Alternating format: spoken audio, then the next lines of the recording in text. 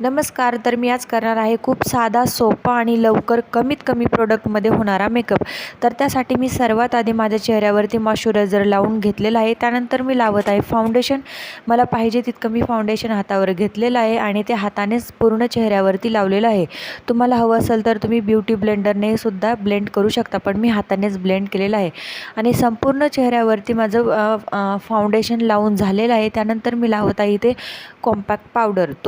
तुमच्याकडे असेल किंवा पाहिजे असेल तर तुम्ही लूज पावडरही लावू शकता, पण मी कॉम्पॅक्ट पावडरने त्याला कवर केलं.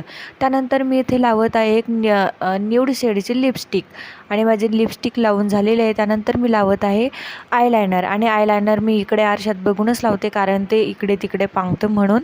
आता माझं बघा दोन्ही साईडला आयलायनर लावून झालेलं आहे. त्यानंतर मी लावत आहे काजळ आणि हो, मला खरंच काजळ लावायला खूप आवडतं आणि मी ते कधीच स्किप करत नाही. एखाद्या वेळेस नाही लावत, पण ठीक, शक्यतो मी काजळ लावतेच कारण मला ते खूप आवडतं. त्यानंतरनं मी बघा काजळ लावून झालेलं आहे. नंतर मला एक डार्क शेड सापडला तर मी तोही लावून घेतला, छान दिसतं ना म्हणून. आता त्यानंतर मी नेसणार आहे ही साडी. साधी, सिंपल आणि जास्त हेवी नाही आहे, पटकन नेसून होते अशी, एकदम साधीच आहे. आणि असे बघा माझा असा हा फायनल लुक आहे. आता मी करणार आहे हेअरस्टाईल. हेअरस्टाईलमध्ये मी काहीच नाही करणार आहे, फक्त केस असे मोकळे सोडणार. आणि हेअरस्टाईल करता करताच माझ्या लक्षात आलं की मी आयब्रो पेन्सिल लावलेलीच नाही आहे. तर चला मी एकदा आयब्रो पेन्सिल लावून घेते.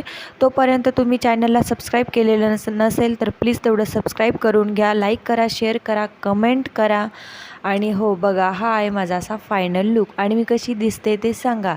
अगदी कमीत कमी प्रोडक्टमध्ये माझा हा पूर्ण लुक तयार झालेला आहे. कसा वाटतो तो नक्की सांगा.